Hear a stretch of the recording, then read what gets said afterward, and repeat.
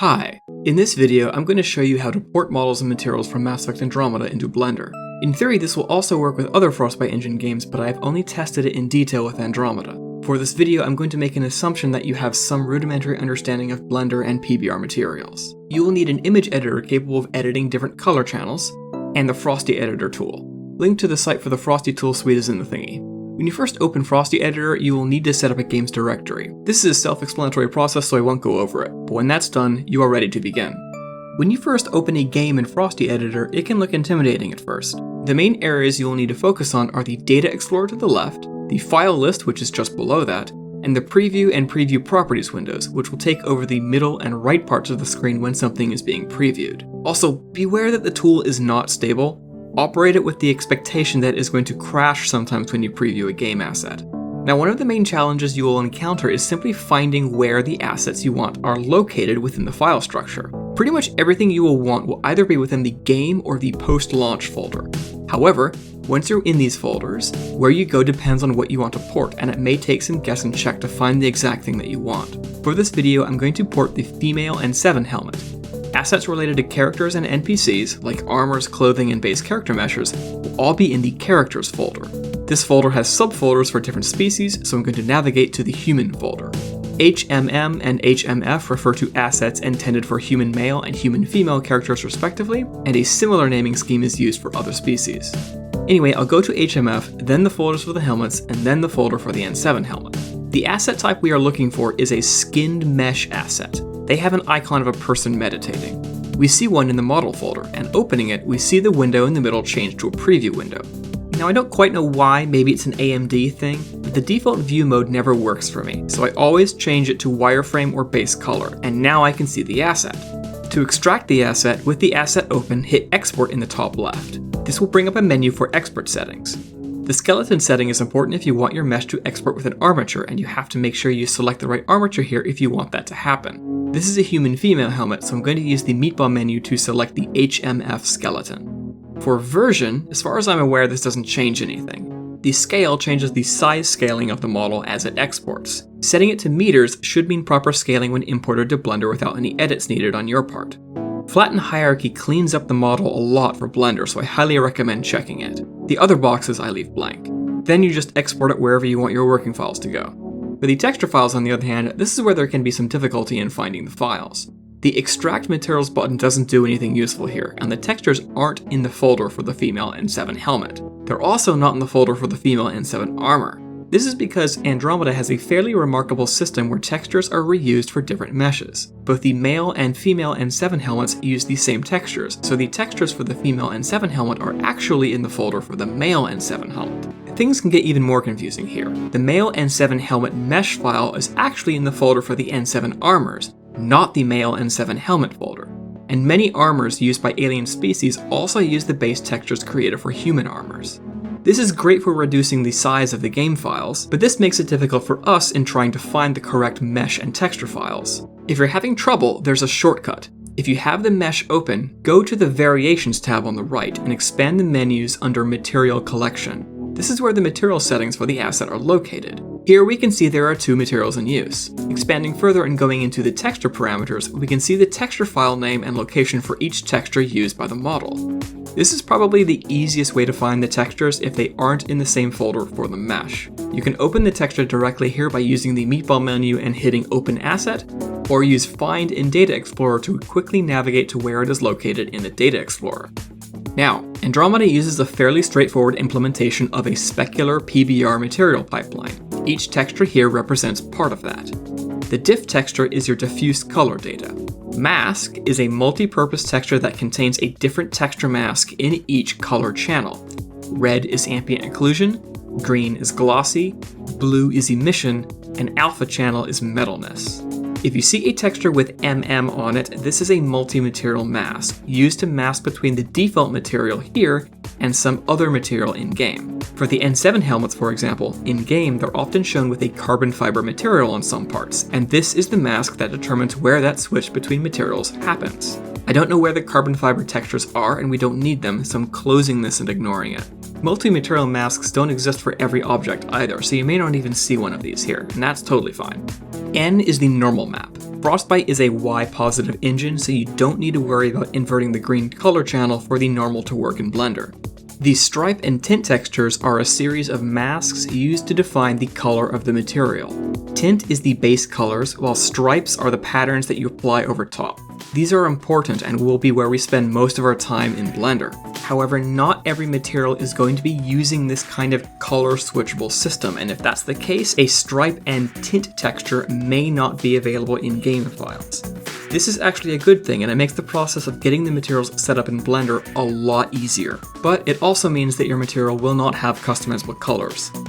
Anyway, to export the textures, just like with the mesh, with the one we want to export selected, we hit the export button.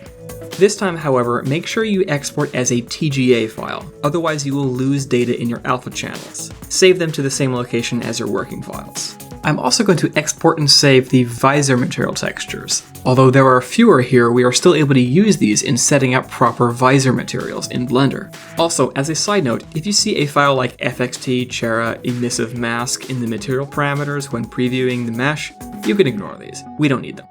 Now that we have our stuff exported, let's open up Blender. This file is just a template I have.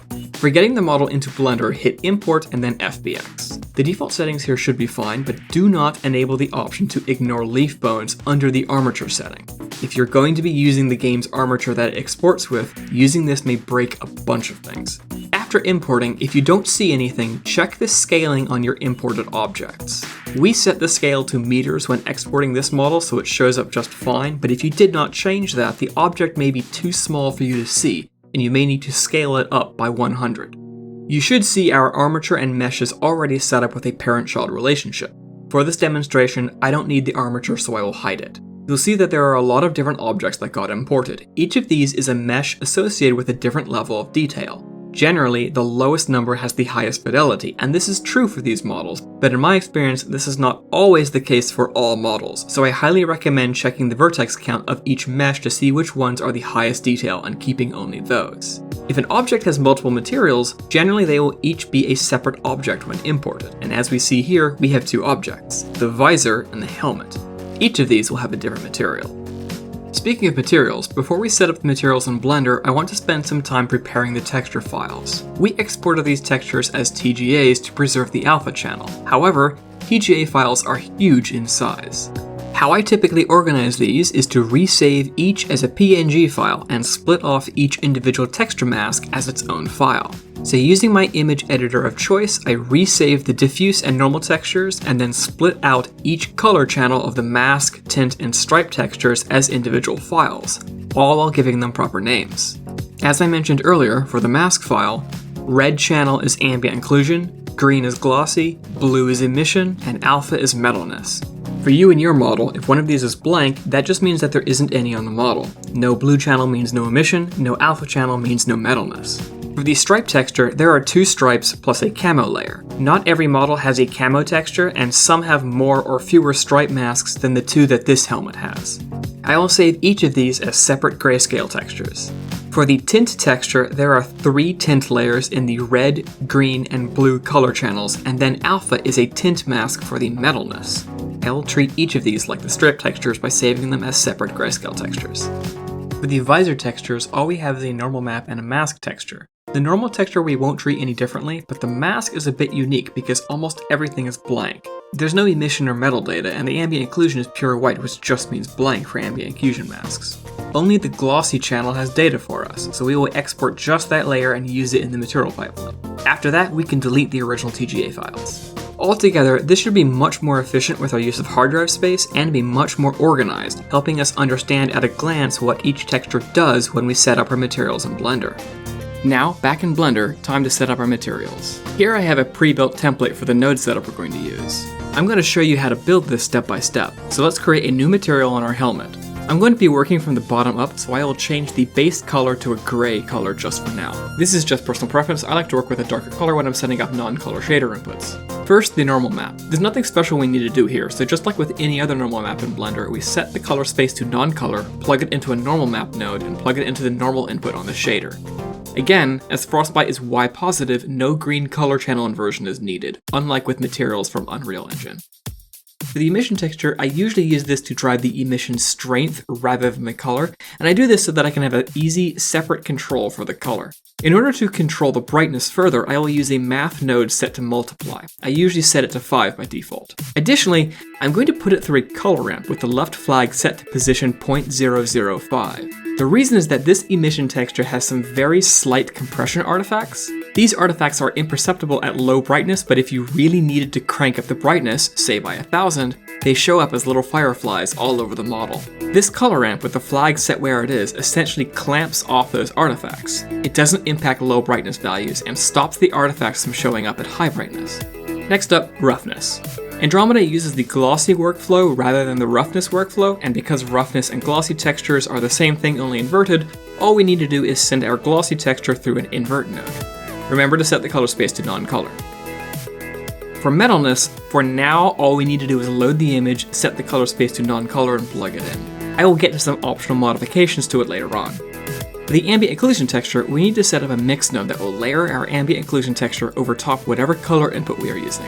Set up a mix node, set it to color and multiply, factor to 1, and plug the ambient occlusion into the B input. Remember, non-color color space.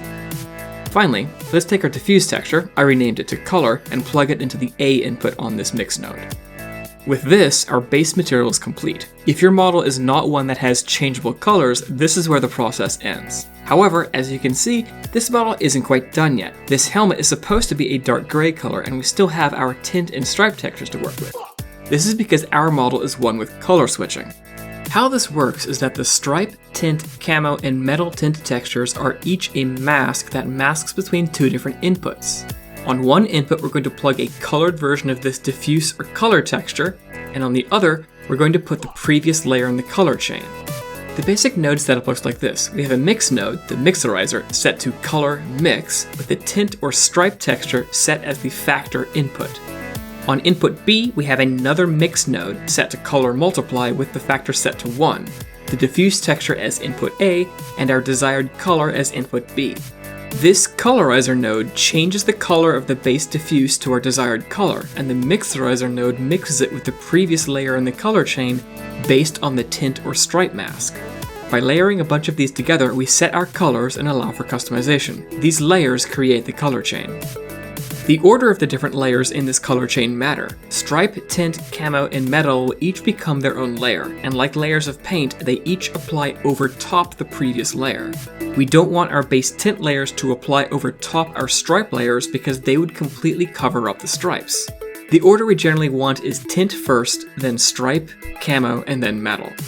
For the metal texture, this is a straightforward implementation of the node group I just showed. We set up our mix nodes, load up the metal tint texture, set it to non-color color space, and plug it as well as our diffuse texture into the various inputs. Again, the multiply node is coloring the base diffuse texture, and the mix node is mixing that colored diffuse with the base diffuse based on the metal tint texture. Now, I mentioned some complexity with the metal textures before. If we solo the metal texture and compare it to the metal tint texture, we see that the metal tint texture has a lot more detail in it. Metal and metal tint textures are not always consistent in the game. What areas of the material that the game wants to have the metallic shader property applied to are not always the same areas that it wants colored with the metal color of the material. Sometimes the metal tint has more detail than the metal texture, sometimes it's the opposite. Sometimes there isn't a metal tint texture at all while there is a metal texture, and sometimes the opposite is true. Sometimes the metal texture has all manner of grays as well as black and white. As it stands, what we've done here is fine and works without any problems. However, I personally take an extra step to combine both the metal and the metal tint textures together using a math node set to maximum. For the camo layer, this is again another simple implementation of that node setup. Set up our mix nodes and load up our camo texture as the factor. Then, we just need to take the output of this mix node and plug it into the A input of the mix node in the metal layer. Now we can control the color of our camouflage. However, before we can call this done, we're also going to put a math node set to multiply between our camo texture and the factor input. The reason for this is that this mixing is always taking place. If we set our color to white, it looks like the camo disappeared, but what is actually happening is that the layer is just mixing an unaltered diffuse texture with another unaltered diffuse texture. It's still applying the camouflage over top, but because the two color inputs are identical, it looks like it's not doing anything. If the previous layer in this color chain ends up being a different color than the base diffuse texture, which it eventually will be, setting the color to white just applies a white colored camouflage over top of everything. We don't want that. So by having this math node set up here, we can control the strength of the camo. Set it to 1 for on and 0 to off. The stripe layer is where we start to change things. Let's first set up our mix nodes and load up our stripe textures. In this layer, we have multiple stripe textures. These stripe textures are like different patterns that you can choose in an appearance customization menu. We want to be able to toggle between the different patterns as well as disabling the patterns entirely. How we do this is by setting up a series of mix nodes, a value node, and some math so that the value node controls which of the stripe textures is being used as the factor on the mixerizer node. How many mix nodes we need depend on how many different stripe textures we have. Some models have 3, some only have 1, and the one we're working with has 2. We need the same number of mix nodes as we have stripe textures. This will always give us the same number of stripe options as there are stripe textures plus 1. The plus 1 is used for the off option. Anyway, add the necessary number of mix nodes, 2 in my case, make sure they're set to color and mix, and plug one into the other. For the highest level mix node, set the A input to black, and then plug our textures into the open inputs on the other mix nodes in this node stack. Using the factors, we can now switch between the different stripe patterns. If the factor of this top node is set to 0, it sends a solid black color into the factor of the mixerizer, effectively disabling the stripe layer. If it is set to 1, it sends whatever the output is of the next mix node into the mixerizer's factor input. This repeats for however many mix nodes we have. To make this easier, let's create a single variable to control the factors on all the nodes in this mix stack. We will use the value node for this. Conceptually, what we want is that when the value is 0, the layer is off, so it has to read input A on the first mix node, which means factor 0. A value of 1 should be stripe 1, which is input A on the second mix node, so the factor on the first mix node needs to be 1, while the factor on the second mix node needs to be 0. Value 2 is then stripe 2, which means input B on the second mix node, which is factor 1 on both mix nodes. In function, all we need to do is plug the value node into the factor on the first mix node, and then use a math node set to subtract 1 to send the value into the factor of the second mix node. Now, the value input does what you want it to do in concept. Value 0 means factor 0 on all nodes, factor 1 means factor 1 on the first node and 0 on the second, and value 2 means factor 1 on the first and second node. We can now toggle between which stripe pattern is in use by changing the value on this node. This is a really easy node group to expand as well. As you add more mix nodes, the math nodes used in the factors just need to subtract higher numbers. Here, for example, is a mix node that works with 5 different stripe patterns. Either way, we now have our stripe layer finished and can plug the output of our mixerizer node into the A input of the mixerizer node in the camo layer. Lastly, we have the tint layer. Like the stripe layer, we have a few different tint textures, but unlike the stripes, we don't want them to be mutually exclusive from each other. We want all tint textures active and each to have a separate color. Essentially, the tint layer is actually just a bunch of the coloring layer nodes that I showed earlier, all plugged into one another. We have 3 tint textures, so we need 6 total mix nodes. 3 will become mixerizers and 3 will become colorizers. For the first group, it's no different than how it's been done before. Colorizer into the B on the mixerizer, mixerizer output into the input on the previous layer. We do the same with the next group, only taking the output of this mixerizer and plugging it into the input A of the previous mixerizer that we just set up. We then repeat this one final time. Load up our 3 tint textures, set to non-color color space, and plug them into the factors on the mixerizer nodes that we just set up. Finally, take our base diffuse texture and plug it into the A input on the 3 colorizer nodes and the A input on the last mixerizer node. With that, you should now have your node setup complete. Now we can control the colors of 3 different parts of our model, enable and set the color of stripe and camo layers, and set the color of the metal. Oh, and we can also set the brightness and color of the emission. The last step with this helmet is to actually set the colors. This can take some time to really dial in, and it helps to have an in-game reference in front of you. For this helmet, I know that the outer colors are all a very dark gray, maybe with the slightest hint of blue, while the color on the inside of the helmet is a deep dark red. And also, the emission color is red. For a model with multiple materials, you just repeat this process until all materials are set.